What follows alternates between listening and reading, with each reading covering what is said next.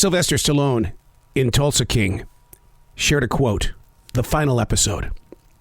Life is a one-way road. There's no past. It's only the future. For many years, it's become a lifestyle to not only live this life of mindfulness and gratefulness, but to help clear the way for other people to grow with it. Stallone's expression on the Tulsa King series is a true source of purpose with no fat on the edges. The fear of it happening again is why so many people choose to live in their past, and they feel ashamed that it even took place. Being aware of it serves as a reminder to stay away from it. Returning to living in the past also gives you a way to rewrite what has already taken place. Lighten up the load or give off a better self-image. Life is a one-way street. It's a step, but it's not the entire journey. That's why I am a daily writer. I'm not living in my past. It's the letting go of what is now, because there's a lot more now to experience. Hey, it's Arrow. This is The Daily Mess, a chronological walk through an everyday world. I am that daily writer. I take simple quotes like this, and you dive in. You listen to them. You breathe them. You try to figure out, is there a way that I can use this as a tool? Was this, in this moment of now, a reason to say, hey, let's find a way to grow forward? This is The Daily Mess. Making your path available. Have you ever been there before? Where someone says, man, you just got to make yourself available. How often do you say or hear someone say, I don't have the time for that? My entire life, no matter where we turn, there's always someone doing something you'd like to do. But how do you make that path your mainstay without stressing out the rest of your day and your comfort zone? Making yourself available is exactly that. Breaking the glass to free yourself from the self-designed tight expectations. Hey, at 60 years old, I look back at my 43 years as a broadcaster, wondering how the hell did I get so much done in the same 24 hours that we have today? Was there a comfort zone? An area of protection? How many of those accomplishments that I was associated with were actually for other people and not for me? You tend to lose a lot of friends when you refocus your path, putting your thoughts and process on meeting your goals and not theirs. Dun, dun, dun, dun. Yeah. Look at your past just for a moment. Don't live in your past. Just look at your past.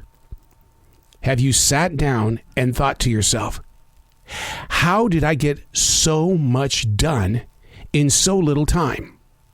Do you think it was because you were motivated by other people because they put their demands and commands on you, and that being that multitasker was a do or die situation? But then one morning you wake up and you go, I got nothing to show for it. Now, I'm not afraid to admit, and I've said this a million times, it took me 36 years as a broadcaster to realize that I wasn't any of that until I stepped into this mode as a podcaster. Because now I get to exercise who I am, where I am in this moment of now. Whereas those 36 years before that, it was everything that they wanted me to do. And even though I was always in trouble for taking chances and doing things I shouldn't have done, the thing is that I still had to be reshaped and put back in play. Your life, your challenges, your expectations. Where do you stand in your moment of right now? I was one of those people on the sidelines that cheered very loudly after the pandemic lockdown. Those people that said, I'm done. I'm going to go into early retirement. I'm not doing the rat race anymore. We're done.